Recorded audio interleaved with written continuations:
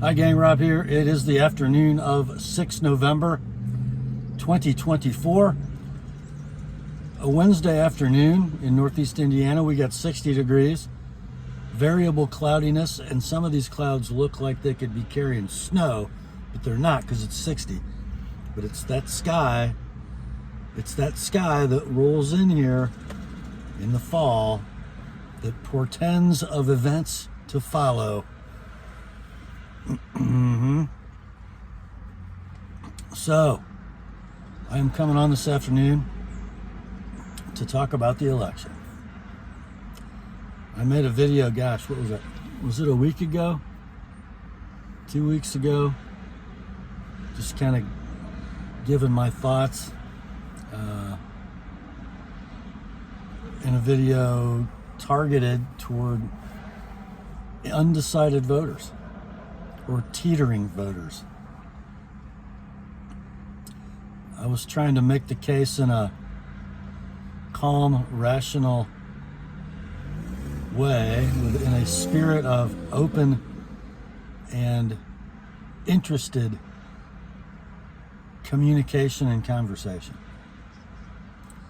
I think essentially I asked you guys to forget everything people have told you over and over and over again about President Trump and try to focus on what he's actually said in context and what he has done,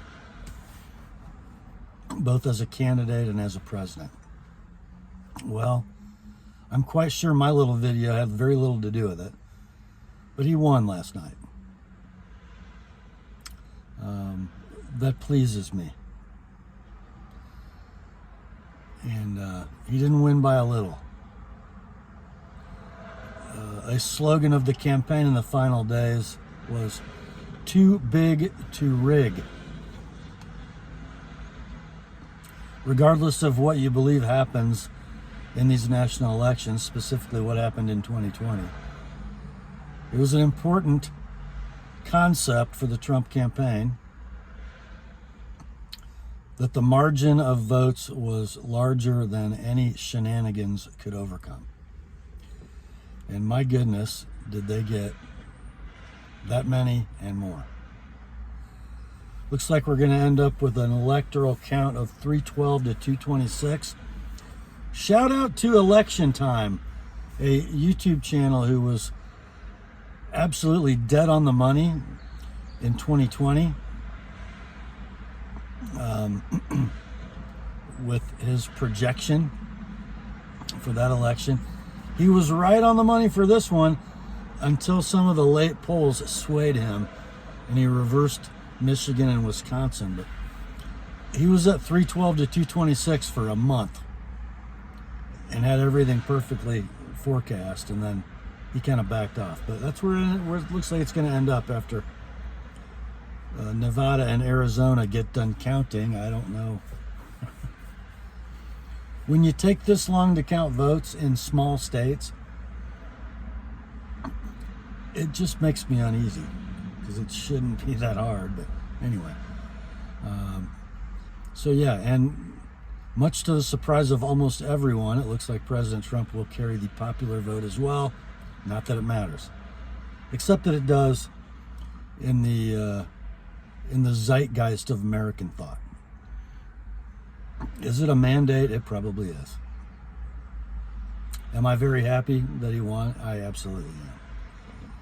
I just spent, 15 minutes listening to Vice President Harris give her concession speech. I was a little upset that AP started broadcasting on YouTube 2.5 hours before she took the stage. So while I was doing other things, I had to listen to horrendous music in the background. It was painful. Good on you, Howard University students, for standing there, all 5 of you, for that long. Jabs aside,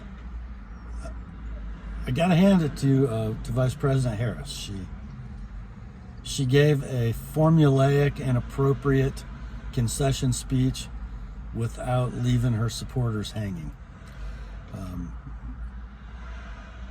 Yeah, it was a good speech, an appropriate speech. So now the work begins. And the work begins for us too, Americans.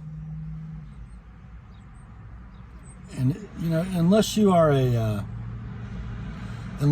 a completely woke, agenda-driven leftist, I ask you to be hopeful today. And I ask you to engage in constructive conversation.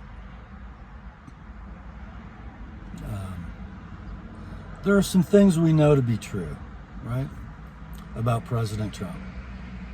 He is not a holy, pious man free from sin.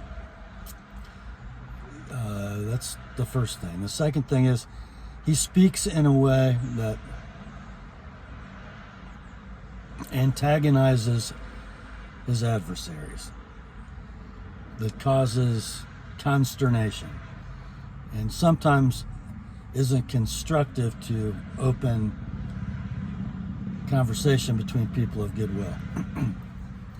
But we also know, as a rookie, he did a pretty good job running the country. Our economy was robust, our interest rates were low, our inflation was low, employment, even and especially among minorities, was the highest of all time. And until he was ambushed by Fauci and the Chinese with the created in a lab COVID pandemic that we funded, things were kind of humming and plumbing, despite a constant barrage of slings and arrows aimed at and fired at his presidency. He's got another chance with more experience, with a better knowledge of where the conspirators were hiding, the conspirators in his own administration. He's going to hit the ground running a lot more effectively than he did the first time. I think those are pretty obvious facts.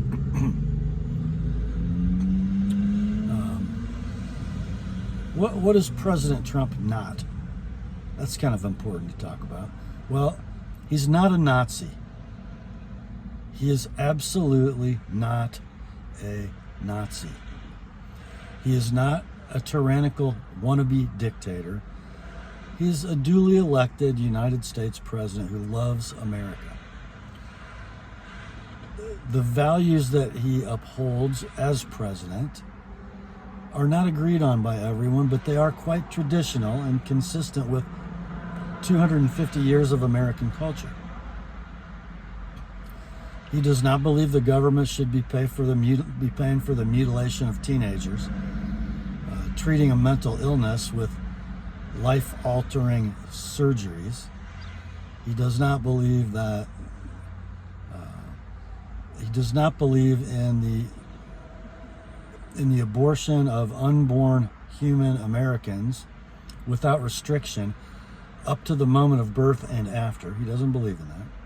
He also is not a crusading anti-abortion activist. He believes that we live in 50 discrete states, all with our individual state cultures. And he believes that the abortion question is one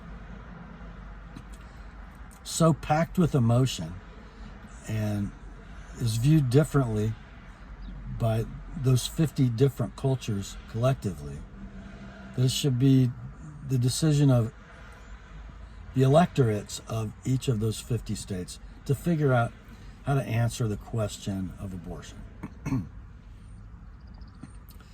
He does not hate minorities. In fact, he kind of loves them, and kind of looking at the raw data from exit polls in this election, those minorities kind of like him more than they've liked any other Republican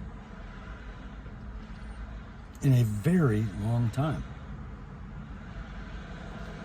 So my request from you all is that we resume what we used to do in this country as a matter of course. We have a civil, political discourse among the people who actually run the country. That's us. Politicians, elected leaders, bureaucrats, those are our employees, and they serve at our pleasure. Let's try to come together, can't we, on what our pleasure looks like. Let's stop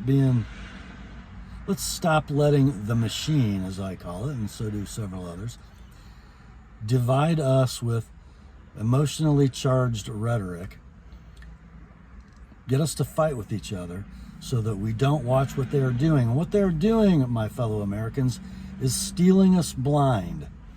They're taxing us into oblivion. They're taking our tax dollars, giving it to foreign countries. All the better if those foreign countries have no stable government or a system of accounting. And then a portion of that money flows right back into their pockets. If you don't believe that's fact, ask yourselves how a congressman who serves 6 years and makes $175,000 a year, which is, what is that? $1.5 million. I'm sorry, $1.05 million in the course of those 6 years. How does that politician leave office worth $10 million? There's only one way. Corrupt money. Our money. Why does 1/7 of the working population of America work for the federal government? It was designed to be a pretty limited organism back in 1787. It didn't require 1/7 of us working for it full time. Its scope was pretty narrow. Most of what it took to run governments was supposed to happen within these 50 states. It's huge. It's bloated. It needs to be shrunk. It needs to have its corruption severely reduced or eliminated.